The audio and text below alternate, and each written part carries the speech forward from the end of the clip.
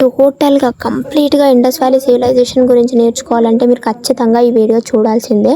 ఇందులో everything starting to ending వరకు Indus valley civilisation గురించి కంప్లీట్గా ఎక్స్ప్లెయిన్ చేశాను. అండ్ ఇది పార్ట్ 1. నెక్స్ట్ దీని రియాక్షన్ బట్టే కదా నాకు ఇంకా ఇంట్రెస్ట్ వచ్చి మంచిగా చేయడానికి వీలవుతుంది. సో ప్లీజ్ లైక్ చేయండి, షేర్ చేయండి అండ్ సబ్స్క్రైబ్ చేయడం మాత్రం మర్చిపోవద్దు. సో నెక్స్ట్ వీడియోలోకి వచ్చేద్దాము. And welcome to our channel.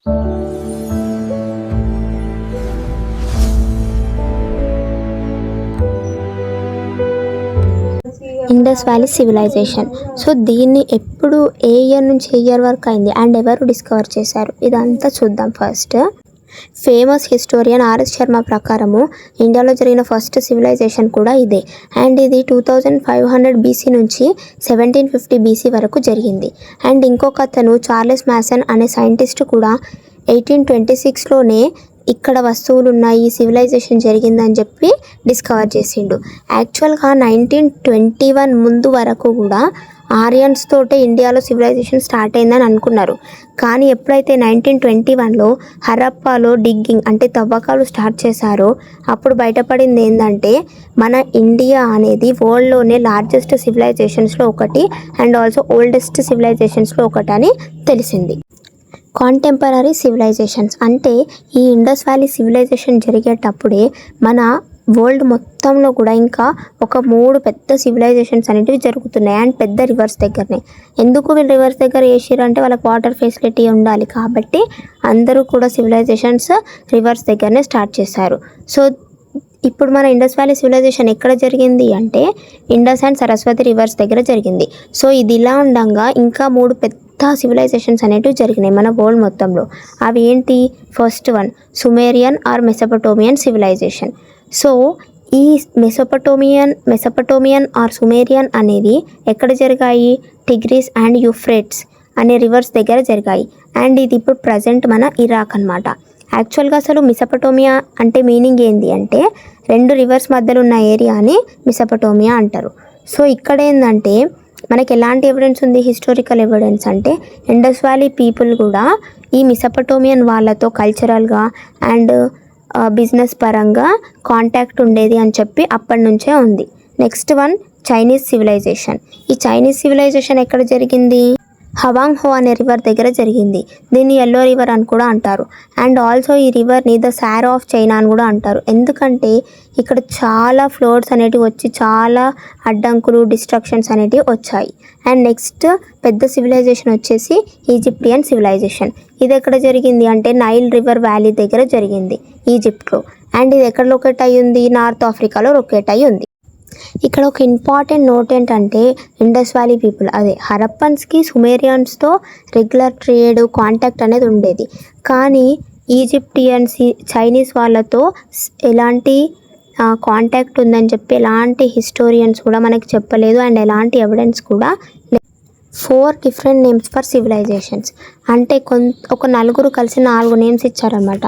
అది ఎలా? First one Indus valley civilization. So John Marshall director general of archaeology survey అంటే అప్పుడు ఈ ఎక్స్కవేషన్ జరిగేటప్పుడు మన ఆర్కియాలజీ సర్వేకి డైరెక్టర్ జనరల్ జాన్ మార్షల్ అనే అతను దీనికి ఇండస్ వ్యాలీ సివిలైజేషన్ అని పెట్టాడు. ఎందుకంటే మనకి ఎక్కువగా దొరికిన ఐటమ్స్ కానీ లేకపోతే మిగిలిపోయినవన్నీ కూడా దొరికినవి అన్నీ కూడా ఎక్కడ దొరికాయి? ఇండస్ వ్యాలీ రివర్ దగ్గర దొరికాయి. సో అందుకనే దానికి ఇండస్ వ్యాలీ సివిలైజేషన్ అని పెట్టారు. Second one Harappan civilisation. Why Harappan civilisation అంటే అప్పట్లో ఒక కల్చర్ అనేది ఉండే. ఏంటంటే ఫస్ట్ సైట్ ఎక్కడైతే దొరికిందో ఆ నేమ్నే దానికి సివిలైజేషన్గా పెట్టేవాళ్ళు. సో మనకి ఫస్ట్ దొరికింది ఎక్కడ అంటే హరప్పాలోనే దొరికింది. అందుకే దానికి హరప్పా సివిలైజేషన్ అని కూడా పెట్టారు. Next one bronze age civilisation. ఈ పేరు ఎందుకు వచ్చిందంటే అసలు ఫస్ట్ వాళ్ళు మెటల్ యూజ్ చేసిన టెక్నాలజీ ఏంటి? మెటల్తో యూజ్ చేసింది. దాన్ని బట్టి ఈ నేమ్ అనేది వచ్చింది. సో ఇక్కడ ఫస్ట్ మన ఇండియాలో ఫస్ట్ పీపుల్ ఎవరైతే బ్రాంజ్ యూజ్ చేసిరో వాళ్ళు హరప్పన్స్. అసలు బ్రాంజ్ అంటే ఏంటి అంటే ఇది ఒక మెటల్ మిక్చర్ అనమాట. రెండింటిని కంబైన్ చేసి చేస్తారు. సో అవి ఏంటి అంటే కాపర్ అండ్ టిన్. ఇవి రెండింటిని కలిపి చేస్తే మనకి బ్రాంజ్ అనే ఒక అలాయ్ వస్తుంది. Next one proto historic civilisation అని కూడా పెట్టారు. So first of all proto historic meaning ఏంటంటే ఈ సివిలైజేషన్లో రిటర్న్ స్క్రిప్ట్ అనేది ఉంది, కానీ అది ఎలా ఉంటుండే అంటే అసలు ఇప్పటి వరకు ఏ హ్యూమన్ కూడా దాన్ని చదవలేడు, అంటే డీకోడ్ చేయలేదని. పెద్ద పెద్ద ఫారిన్ ఎక్స్పర్ట్స్ వీళ్ళందరూ కూడా లైక్ ఎస్ఆర్ రావు, ఫాదర్ హెరాస్, రాజారాం, నెట్వార్ జహా వీళ్ళందరూ చాలా ట్రై చేశారు హార్డ్గా, కానీ ఎవ్వరు కూడా దీన్ని సక్సెస్ఫుల్గా డీకోడ్ చేయలేదన్నమాట. సో అందుకని దీనికి ప్రోటో హిస్టారిక్ సివిలైజేషన్ అనే నేమ్ కూడా. నెక్స్ట్ వాళ్ళ స్క్రిప్ట్ అండ్ సీల్స్ అనమాట. సో సీల్స్ ఇవి దేంతో తయారు చేసేటోళ్ళు అంటే స్ట్రీటైట్, ఇది ఒక soft type of soap stone and quantity shape వచ్చేసి 4000 సీల్స్ దాకా వీళ్ళకి దొరికినాయి ఆర్కియాలజిస్ట్కి. అండ్ ఆల్సో ఇవి స్క్వేర్ అండ్ రెక్టాంగులర్ షేప్లో ఉండేవి, చాలా ఎక్కువ, ఎక్కడో ఒక్క తాన సర్కులర్ షేప్లో ఉండేవి. అండ్ దీని పర్పస్ వచ్చేసి ట్రేడ్ కోసం, బిజినెస్ కోసం యూస్ చేసేవాళ్ళు. వీళ్ళ స్టాంప్స్, వీళ్ళ సీల్స్ యొక్క స్టాంప్స్ వేసి. నెక్స్ట్ వాళ్ళు రాసే స్టైల్ ఎలా ఉండేది, యాక్చువల్గా వీళ్ళు రాయడం అంటే రైటింగ్ అనేది మన ఆల్ఫాబెట్స్ రూపంలో కాదు ఉన్నది, వీళ్ళది పిక్టోగ్రాఫిక్ రూపం అనమాట, ఓన్లీ పిక్చర్స్తోనే ఉండేది. అండ్ వాటిని కూడా ఎవ్వరూ అసలు డీకోడ్ చేయలేకపోయారు. అండ్ ఇంకోటి కాళీబంగంలో ఆర్కియాలజికల్ సర్వే ప్రకారము మనకు దొరికిన దాని ప్రకారము ఆ రైటింగ్స్ని బూస్ట్రోఫెడాన్ అని చెప్పి అంటుండే అనమాట. యాక్చువల్గా రైటింగ్ ఎలా ఉంటుండే అంటే మనం నార్మల్గా లెఫ్ట్ టు రైట్ రాస్తాం కదా, ఇది అలా కాదు, రైట్ టు లెఫ్ట్ ఉంటుండే. అండ్ నెక్స్ట్ లైన్లో లెఫ్ట్ టు రైట్, థర్డ్ లైన్లో రైట్ టు లెఫ్ట్, అలా ఆల్టర్నేటివ్గా ఉంటుండే. ఈ స్టైల్లో వాళ్ళు రాసేవాళ్ళు, అందుకే దీన్ని బూస్ట్రోఫెడాన్ అని చెప్పి అన్నారు. అండ్ ఇంకా అప్పటి కాలం బ్రహ్మీ స్క్రిప్ట్ కూడా ఈ ఇండస్ వ్యాలీ స్క్రిప్ట్ నుంచే ఎవాల్వ్ అయ్యి గ్రో అయిందని చెప్పి నమ్ముతారు. నెక్స్ట్ వచ్చేసి extent of the Indus valley civilisation, అంటే దీని యొక్క బౌండరీస్ ఎక్కడెక్కడ వరకు ఎక్స్టెండ్ అయ్యాయి అనేది. సో ఇక్కడ మనకి ఏంటంటే ఇండస్ వ్యాలీ సివిలైజేషన్ అనేది చాలా జాగ్రఫికల్ ఏరియా కవర్ చేసి ఉందన్నమాట. అండ్ ఇదే మన అన్ని సివిలైజేషన్స్లో లార్జెస్ట్ సివిలైజేషన్. అండ్ ఇంకోటి ఏంటంటే ఇది 13 మొత్తం ఎంత కిలోమీటర్స్ స్ప్రెడ్ అయి ఉందంటే 13 lakhs స్క్వేర్ కిలోమీటర్స్ స్ప్రెడ్ అయి ఉంది. అండ్ ఇదే పెద్ద అన్షియంట్ వ్యాలీ సివిలైజేషన్స్లలో పెద్దది. అండ్ ఇది నార్త్లో మాండా, జమ్మూ కాశ్మీర్, చెనాబ్ రివర్ వరకు ఎక్స్టెండ్ అయి ఉంది. ఈస్ట్లో అలంగిర్, ఉత్తరప్రదేశ్, హిందోన్ రివర్ వరకు ఎక్స్టెండ్ అయి ఉంది. సౌత్లో దైమాబాద్, మహారాష్ట్ర, గోదావరి రివర్ వరకు ఎక్స్టెండ్ అయింది. అండ్ వెస్ట్లో బలూచిస్తాన్, పాకిస్తాన్, దాస్త్ రివర్ వరకు ఎక్స్టెండ్ అయ్యి ఉంది. మీరు నెక్స్ట్ ఇచ్చిన టేబుల్ని అబ్జర్వ్ చేస్తే మీకు ఇంకా ఈజీగా అర్థమవుతుంది ఏ బౌండరీ వరకు ఎలా ఎక్స్టెండ్ అయి ఉందో. ఆథర్స్ అంటే ఎవరు అంటే ఎవరైతే ఫస్ట్ ఈ సివిలైజేషన్ స్టార్ట్ చేసిరో, బిల్డ్ చేసిరో వాళ్ళు ఆథర్స్ అనమాట. సో ఇక్కడ ఏంటంటే మిక్స్డ్ సొసైటీ ఉంటుండే. మిక్స్డ్ సొసైటీ అంటే రేషియల్ బ్రేక్ డౌన్ అనమాట. అంటే ఎక్కడెక్కడ నుంచి ఏ కంట్రీస్ నుంచి ఇక్కడికి వచ్చి నివసించిరో వాటిని మనం మిక్స్డ్ సొసైటీ అని చెప్పి అంటాము. సో మనకి కంప్లీట్గా ఎక్కడెక్కడ నుంచి వచ్చిరో తెలియదు, కానీ కొన్ని ఎక్స్కవేషన్స్ వల్ల మనకి దొరికిన బోన్స్ వల్ల, ఐటమ్స్ వల్ల మనకి ఏం తెలిసిందంటే వీళ్ళు కాస్మోపాలిటన్స్ అని చెప్పి తెలిసింది. అంటే డిఫరెంట్ బ్యాక్గ్రౌండ్స్ నుంచి, డిఫరెంట్ కంట్రీస్ నుంచి వచ్చి ఇక్కడ అందరూ ఒకటి దగ్గర నివసించినట్టుగా మనకి తెలిసింది. అండ్ ఏంటంటే దీన్ని బట్టి వీళ్ళు ఒక 4 మెయిన్ గ్రూప్స్గా డివైడ్ చేసిరు. ఆ 4 మెయిన్ గ్రూప్స్ ఏంటంటే ఫస్ట్ వచ్చేసి మంగోలాయిడ్. సో దీన్ని ఎలా వీళ్ళు డిస్కవర్ చేశారంటే ఒక బ్రీడెడ్ ప్రీస్ట్ కింగ్ అనే ఒక స్టాచ్యూ మనకి దొరికింది, స్టోన్ స్టాచ్యూ, అంటే గడ్డంతో ఉన్న ఒక రాజు ఆర్ పూజారి అలా అంటుండే అనమాట. సో ఇది మొహెంజోదారోలో దొరికింది. దీని ఫేషియల్ ఫీచర్స్ని బట్టి వీళ్ళు మంగోలాయిడ్ ఫిజికల్ టైప్ అని చెప్పి అంటుర్రు. Next one proto ఆస్ట్రోలాయిడ్.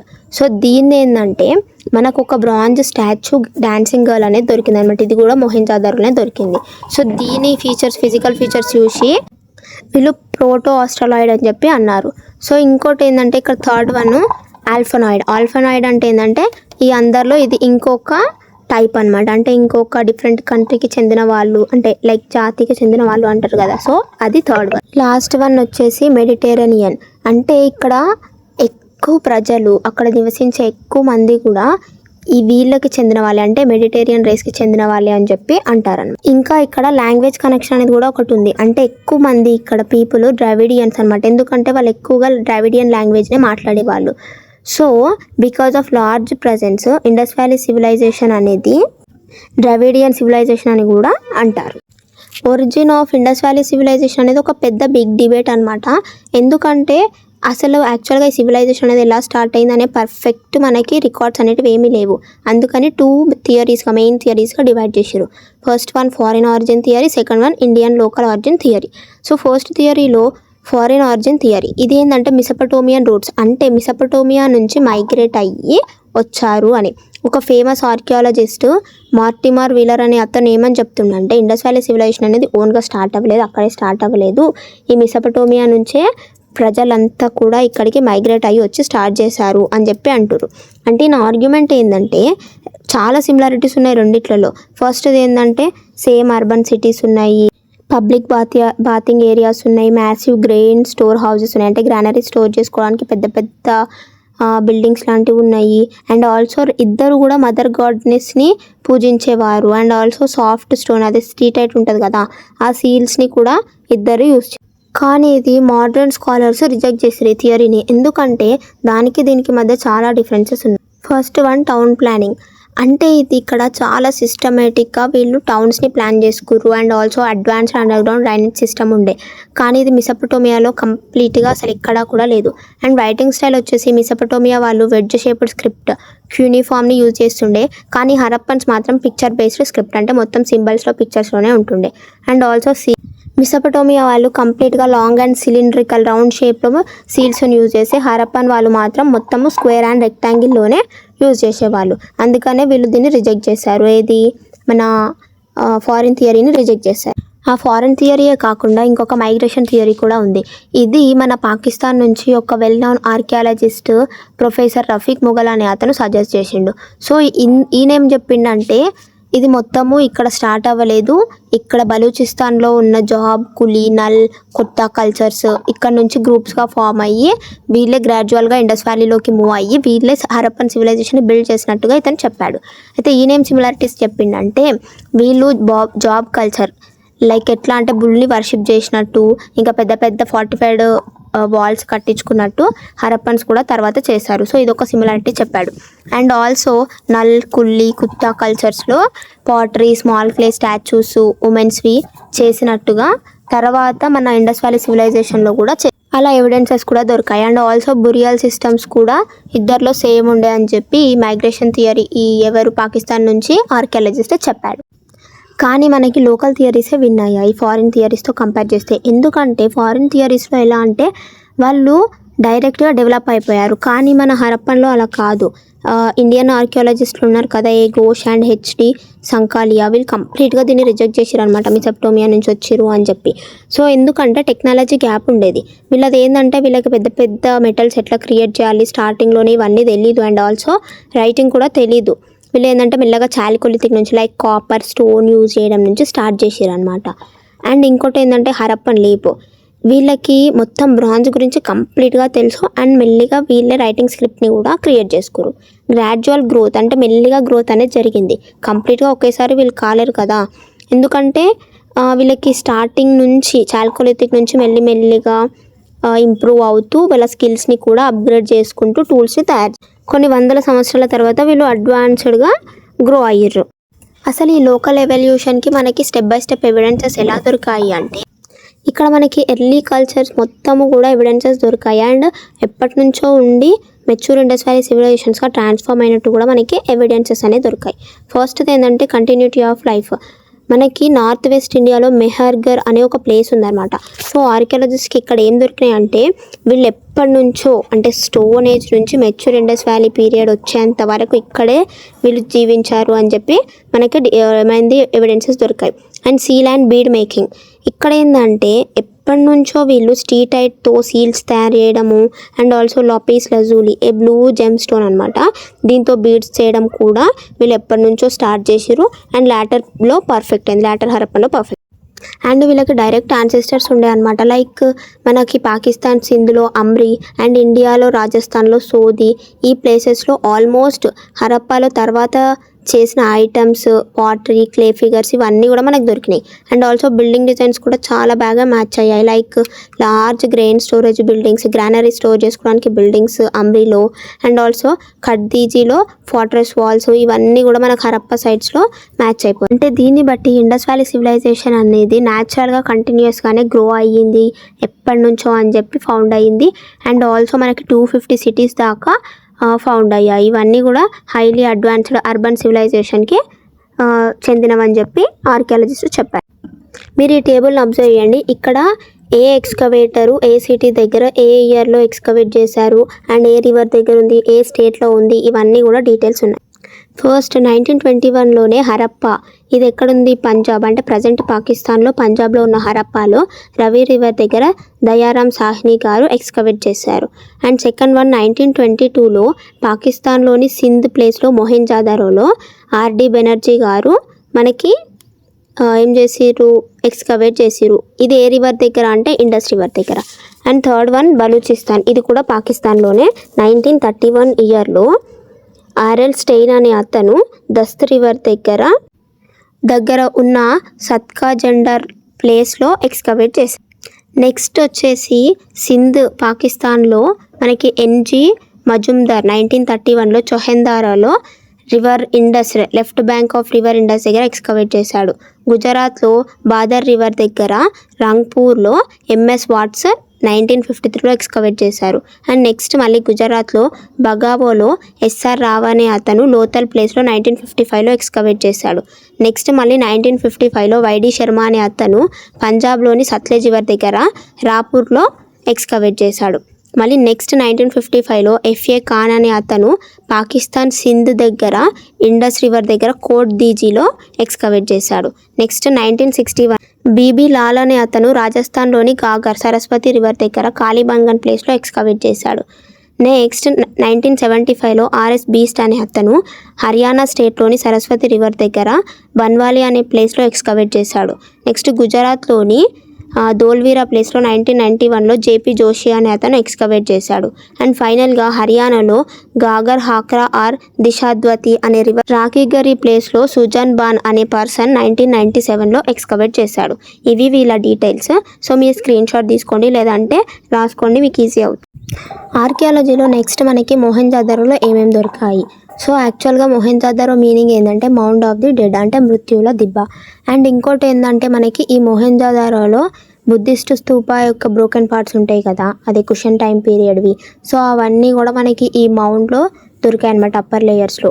అండ్ తర్వాత ఇంకోటి ఏంటంటే ఫ్లోర్స్ వల్ల ఇది ఎన్నిసార్లు వీటి ఫిజికల్ లేయర్స్ అనేవి ఎన్నిసార్లు డిస్ట్రాయ్ అయినా కూడా మళ్ళీ 7 times రీబిల్ట్ అయింది. అండ్ ఇంకా మేజర్గా ఇక్కడ ఏం దొరికినాయి అంటే ఒక గ్రేట్ బాత్ అనేది దొరికింది అనమాట. ఇది public pool, large public pool. దీన్ని 39 feet long, 23 feet wide, 8 feet deep ఉంది. అండ్ నెక్స్ట్ గ్రేట్ గ్రానరీ, అదే మనకి స్టోరేజ్ లాగా రూమ్స్ పెద్ద పెద్దవి ఉంటుండే కదా, అవి 150 feet లాంగ్, 50 feet వైడ్లో ఉండేవన్నమాట. అండ్ ఆల్సో ఒక assembly hall, temple like structure కూడా మనకి కనిపించింది. Next famous art works like bronze dancing girl and ఒక స్టీటైట్తో చేసిన బ్రీడెడ్ మ్యాన్, అదే మనం ఇంతమంది అనుకున్నాం కదా పూజారి ఆర్ రాజు అని, అతని యొక్క స్టాచ్యూ, ఇవన్నీ కూడా మనకి దొరికినాయి అనమాట. అండ్ నెక్స్ట్ ఏంటంటే మెసోపటోమియాలో ఆరిజినేట్ అయిన సిలిండ్రికల్ షేప్డ్ స్టాంప్స్ ఇవి కూడా దొరికినాయి. సో దీనివల్ల మొత్తం వాళ్ళు అక్కడ ట్రేడ్ అనేది జరిగిందని మనకి అర్థమవుతుంది. నెక్స్ట్ వెపన్స్ టూల్స్ ఏంటంటే మనకు ఒక బ్రాంజ్ సా ఒకటి, అదే రంపము, ఇంకోటి 2 copper స్వార్డ్స్ కూడా దొరికాయి. Next religious objects like Pashupati Mahadeva దొరికింది ఇమేజ్. నెక్స్ట్ ఒక పెద్ద ఎద్దు ఉంటుంది కదా బుల్, ఇది దొరికింది. అండ్ ఆల్సో స్టోన్ లింగర్స్ కూడా మనకి దొరికాయి. ఇంతవరకు మొహెంజోదారోలో చూసాము. ఇప్పుడు హరప్పాలో ఏమేమి దొరికాయి మనకు అనేది చూద్దాము. ఫస్ట్ గ్రానరీస్ దొరికాయి, 6 grain స్టోరేజ్ స్ట్రక్చర్. సో ఇదంతా కూడా మనకి రైస్ స్టోర్ చేసుకోవడానికి వాటి కోసం యూజ్ చేస్తుండే. ఇవి చాలా పెద్దగా ఉండే, లైక్ 50 feet లాంగ్, 20 feet వైడ్లో. And normal daily objects, toys like bronze mirrors, ఇంకా బులక్ కార్ట్, స్మాల్ బ్రాంజ్తో చేసింది bullock cart and measuring scale ఇవి దొరికాయి. నెక్స్ట్ వుడెన్ కఫిన్, ఏది చనిపోయిన వాళ్ళ కోసం పెట్టెలు మనం యూజ్ చేస్తాం కదా, సో అవి కూడా మనకి ఇక్కడ ఎవిడెన్స్ లాగా దొరికాయి. ఇంకా కుండలు చేసే వీల్, పాటర్స్ వీల్ దొరికింది. అండ్ ఆల్సో వర్కర్స్ కోసం కట్టిన ఇల్లులు దొరికాయి. నెక్స్ట్ ఒక మేల్ డాన్సర్ యొక్క ఫిగర్ కూడా మనకి దొరికింది. Next place Chanhudaro. ఇక్కడ మనకి ఏం కనిపించిందంటే ఈ మొత్తం ఇండస్ వ్యాలీ సివిలైజేషన్లో ఒక్క సిటీ అనమాట, ఇదే అది, వితౌట్ సిటడల్. మనం అనుకున్నాం కదా ఇండస్ వ్యాలీ మొత్తంలో పెద్ద గోడతోటి ఉండి అందులోనే అప్పర్ అండ్ లోవర్ ప్లేసెస్ అనేటివి ఉంటుండే అని. సో కానీ మొత్తం ఇండస్ వ్యాలీ సివిలైజేషన్లో చొహందారాలో మాత్రమే వితౌట్ సిటడల్తో ఉంది. ఇక్కడ మనకి ఏమేమి దొరికాయంటే ఒక ఇంకుపాట్ దొరికింది అండ్ బులకాట్ యొక్క మోడల్ ఒకటి దొరికింది. క్యాట్ ఫుట్ ప్రింట్స్ ఎవిడెన్స్ కూడా మనకి ఇక్కడ దొరికింది. నెక్స్ట్ ప్లేస్ వచ్చేసి లోథల్. మనకి సింధ్ మీనింగ్ మొహంజోదారోలో మౌండ్ ఆఫ్ ది డెడ్ అన్నాం కదా, లోథల్ మీనింగ్ కూడా గుజరాత్ లాంగ్వేజ్లో సేమ్ అనమాట, మౌండ్ ఆఫ్ ది డెడ్ అని. అండ్ ఇక్కడ మనకి ఏం దొరికిందంటే ఒక చీఫ్ పోర్ట్ టౌన్ అనేది దొరికింది అండ్ ఒక పెద్ద బ్రిక్స్తో కట్టిన ఒక పెద్ద గుంత అనేది దొరికింది. దాన్ని మనం డక్ యార్డ్గా చెప్పారనమాట వీళ్ళు. ట్రేడ్ కనెక్షన్స్ ఎలా ఉన్నాయంటే పర్షియన్ గల్ఫ్లో తయారు చేసిన సీల్ అనేది ఇక్కడ దొరికింది మనకి. అండ్ ఆల్సో ఇంకొక షిప్ ఇమేజ్తో ఉన్న ఇంకొక సీల్ కూడా దొరికింది. సో దీని ద్వారా మనం ఏమనుకోవచ్చు అంటే ఇక్కడ మ్యారిటైమ్ ట్రేడ్ అనేది జరిగింది సీస్ ద్వారా. అండ్ యూనిక్ క్రాఫ్ట్, ఆర్టిక్రాఫ్ట్ దొరికాయి. ఒకటి ఏంటంటే ఫైర్ ఆల్టర్ అంటే ఏంది, అగ్నిగుండాలు, ఇప్పుడు రిలీజియస్ రిచువల్స్ కోసం యూజ్ చేస్తాం కదా అది. అండ్ ఆల్సో చెస్ బోర్డ్ లాంటి ఒక గేమ్ బోర్డ్ దొరికింది. నెక్స్ట్ టెరాకోటా అంటే ఒక మట్టి టైప్ ఆఫ్ ఉంటుంది అనమాట, సో దాంతో చేసిన ఒక హార్స్ బొమ్మ దొరికింది. అండ్ రైస్ యొక్క ఒక గ్రెయిన్ దొరికింది.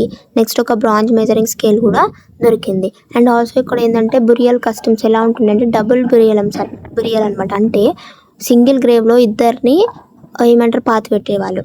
నెక్స్ట్ ఆర్నమెంట్స్ కూడా దొరికాయి, gold beads, stone beads, copper bangles, ఇలాంటివి చాలా మనకి దొరికాయి. దీంతో మనకు అక్కడ చాలా బిజినెస్ ట్రేడ్ నడిచిందని చెప్పొచ్చు. నెక్స్ట్ ఇక్కడ కాళీబంగన్ అనే ప్లేస్లో ఏమేమి దొరికాయి. అసలు కాళీబంగన్ అంటే మీనింగ్ బ్లాక్ బ్యాంగిల్స్ అని అర్థం. ఫస్ట్ ఇక్కడ మనకి ఏం దొరికిందంటే అగ్రికల్చర్ రిలేటెడ్ ఎవిడెన్సెస్ దొరికాయి. అంటే దున్నిన భూమి అనేది వీళ్ళకి ఫస్ట్ కనిపించింది. సో దీని ద్వారా వరల్డ్లోనే ఫస్ట్ ఫార్మింగ్ అనేది ఇక్కడే ఎర్లియస్ట్ ఎవిడెన్స్ దొరికిందని చెప్తారు. And next ritual findings like 7 fire altars అంటే 7 అగ్నిగుండాలు దొరికినాయి విత్ యానిమల్ బోన్స్.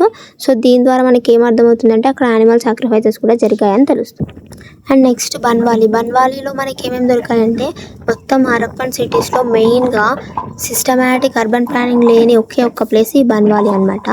అండ్ ఇంకోటి ఏంటంటే ఇక్కడ అసలుకి classic grid pattern and under ground drainage systems ఇవన్నీ కూడా యాబ్సెంట్.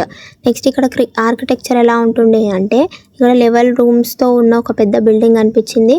అండ్ ఆల్సో టెరాకోటాతో చేసిన ఒక ప్లఫ్ మోడల్ అనేది కనిపించింది. నెక్స్ట్ టైగర్ ఇమేజ్ ఉన్న ఒక క్లే సీల్ కూడా మనకి ఇక్కడ దొరికింది. నెక్స్ట్ సుర్కోటాడా, ఇది ఎక్కడుంది అంటే మన ఇండియాలోని గుజరాత్లో రాన్ ఆఫ్ కచ్ రీజన్ దగ్గర ఉందన్నమాట. నెక్స్ట్ ఇక్కడ మనకి ఏమేమి దొరికాయి అంటే హార్స్ యొక్క బోన్స్ అనేవి దొరికాయి. నెక్స్ట్ పార్ట్ బురియల్ సిస్టమ్ కూడా ఇక్కడ దొరికింది, అంటే కుండలో పాతి పెట్టే లాంటి ఆచారాలు కూడా ఇక్కడ మనకు కనిపించాయి. Next place Dholavira. ఇక్కడ ఏంటంటే మనకు ఒక పెద్ద రిజర్వాయర్, వాటర్ రిజర్వాయర్ స్టేడియం అనేది కనిపించింది. ఎందుకు రిజర్వాయర్ పెట్టిరు ఇక్కడ అంటే ఈ ప్లేస్ అనేది రివర్ దగ్గర లేకుండే అనమాట, దూరంలో ఉండే. సో వాళ్ళకి వాటర్ కావాలంటే మొత్తం అంత దూరం వెళ్ళలేరు కాబట్టి వీళ్ళు ఇక్కడ ఒక రిజర్వాయర్ అనేది కట్టించుకోరు. నెక్స్ట్ ఇక్కడ టౌన్ ప్లానింగ్ అనేది ఎలా ఉండే అంటే మనం ఈ టౌన్ ప్లానింగ్ చూసి అప్పటి నుంచే సివిల్ ఇంజనీర్స్ స్కిల్స్ అనేవి ఉన్నాయని తెలుసుకోవచ్చు అనమాట. ఇక్కడ ఏంటంటే 2 పార్ట్ సిటీ డివిజన్ ఉంటుండే, అంటే అప్పర్ సిటీ, లోవర్ సిటీ అని. సో దీనివల్ల మనకి ఏం తెలుస్తుంది అంటే అప్పటి నుంచే సోషల్గా వీళ్ళు డిఫరెన్సెస్ చూపించారని అర్థమవుతుంది. సో అప్పర్ సిటీ సెటడోలో ఎవరు ఉంటుండే అంటే ఇది ఎలా ఉంటుండే అంటే హయ్యర్ 45 ప్లాట్ఫామ్, అంటే పెద్ద పెద్ద గోడలతో పెద్ద బిల్డింగ్ లాగా ఉంటుండే. ఇది ఎలైట్ క్లాసెస్ వాళ్ళకి, లైక్ రూలర్స్, నోబల్స్, ప్రీస్ట్లు, మర్చెంట్స్, వెల్త్ సిటిజన్స్, అంటే ఎక్కువ డబ్బు ఉన్న వాళ్ళు, పూజారులు, బిజినెస్ చేసేవాళ్ళు వీళ్ళు. లోవర్ సిటీలో ఎవరు ఉంటుండే అంటే ఇక్కడ లేబర్స్, ఆర్టిసియన్స్ ఉంటుండే. సో దీనివల్ల క్లియర్గా మనకి ఎకనామికల్గా సోషల్ స్ట్రాటిఫికేషన్ అంటే డిఫరెన్సెస్ అనేవి చూపిస్తున్నట్టు అర్థమవుతుంది. అన్నీ ఇలానే 45 వాల్లో సిటడెల్లో ఉంటుండే, కానీ చహందారులో మాత్రమే అప్పర్ ఫోర్ట్రెస్ లేకుండా ఇది బయట ఉంటుండే అనమాట. Only city discovered without a citadel. Next Dholavira ఏంటంటే ఇది ఇలా 2 పార్ట్స్ డివిజన్ కాకుండా 3 పార్ట్స్గా upper city, middle city and lower city అని చెప్పి ఉంటుండే. సో దీంతో మనకు అర్థమైపోతుంది చాలా వేరియేషన్స్ అనేవి చూపించారు మనుషుల మధ్యలో సోషల్గా. అండ్ వీళ్ళు కట్టుకునే ఇల్లులు ఎలా ఉంటుండే అంటే స్ట్రిక్ట్గా గ్రిడ్ ప్యాటర్న్ ఫాలో అవ్వేవాళ్ళు, అంటే వీళ్ళకి అసలు కర్వ్స్ ఎలాంటివి లేకుండా స్ట్రైట్గా ఉంటుండే, పర్ఫెక్ట్ రైట్ యాంగిల్స్లో ఇంటర్సెక్ట్ అయ్యేవి. నెక్స్ట్ అపియరెన్స్ ఎలా ఉంటుండే అంటే అన్నీ కూడా ఈక్వల్ బ్లాక్స్ లాగా ఉండి మనం పైన చూస్తే చెస్ బోర్డ్ లాగా కనిపించేది. ఒక సింగిల్ ఎక్సెప్షన్ ఏముందంటే అన్ని ప్లేసెస్ కూడా ఈ గ్రిడ్ ప్యాటర్నే ఫాలో అయ్యాయి except Banawali in Haryana. Next ఏంటంటే అండర్ గ్రౌండ్ డ్రైనేజ్ సిస్టమ్ ఎలా ఉంటుండే అంటే ప్రతి ఒక్క ఇంటికి స్మాల్ డ్రైన్స్ అనేటివి ఉంటుండే. వాటన్నిటిని కూడా కలిపి పెద్ద డ్రైనేజ్లోకి కలిపేవాళ్ళు. అంటే ఇన్స్పెక్షన్ ట్రాప్స్ మాన్ హోల్స్ పెట్టి దాంట్లోకి కలిపేవాళ్ళు. కాకపోతే ఇలాంటి అడ్వాన్స్ అండర్ గ్రౌండ్ సిస్టమ్ అనేది అన్ని ప్లేసెస్లో ఉంది, అన్ని సిటీస్లో ఉంది, ఎక్సెప్ట్ బన్వాలీలో లేదు. Next dust free house design అంటే ఇక్కడ ఎలా కట్టిరంటే ఇంజనీర్స్ అని అనుకోవచ్చు అనమాట వీళ్ళు. ఎందుకంటే ఎలా కట్టిరంటే వీళ్ళు అసలు డోర్స్ విండోస్ అన్నీ కూడా వెనక సైడ్కి పెట్టేవాళ్ళు. ఎందుకంటే దాని ద్వారా ఏదైనా దుమ్ము ఉన్నా కూడా అక్కడ సైడ్ వెళ్ళేది, మెయిన్ డోర్ సైడ్ కాకుండా. సో దీని ద్వారా మనం ఉంటున్న లివింగ్ ప్లేసెస్లోకి రాకుండా ఉండేది. ఇలా వీళ్ళు ఇళ్ళని కన్స్ట్రక్ట్ చేసుకొని చాలా హైగా మెయింటైన్ చేస్తారు. ఇంకొక ఎక్సెప్షన్ ఏముందంటే లోథల్ సిటీ. ఈ లోథల్ సిటీలో ఏంటంటే మెయిన్ స్ట్రీట్కి ఫేస్ చేసేలాగా విండోస్ని డోర్స్ని కట్టుకున్నారు. అండ్ ఇక్కడ ఏంటంటే ఆర్ఎస్ శర్మ ప్రకారము వీళ్ళంతా కూడా హెల్త్కి, పబ్లిక్కి, హైజీన్కి చాలా ప్రియారిటీస్ ఇచ్చిర్రు అని చెప్పి, ఎప్పుడు క్లీన్గా ఉంచుకుంటున్నారు అని చెప్పి ఇతను మనకి చెప్తున్నాడు. Thank you for watching. Like, share, subscribe to our channel and wait for part 2. నేను దీనికి 1K వ్యూస్ని ఎక్స్పెక్ట్ చేస్తున్నా. ప్లీజ్ అందరికీ షేర్ చేయండి. సో దానివల్ల నాకు 1K వ్యూస్ రీచ్ అయ్యే ఛాన్స్ ఉంటుంది. నన్ను సపోర్ట్ చేస్తే నేను ఇలాంటి ఇంకా ఎన్నో వీడియోస్ మీకు అప్లోడ్ చేస్తాను. ఇన్ఫర్మేటివ్ వీడియోస్, నాలెడ్జ్ వీడియోస్ అన్ని కాంపిటేటివ్ ఎగ్జామ్స్కి యూజ్ అయ్యేలానే ఉంటాయి. Thank you for watching.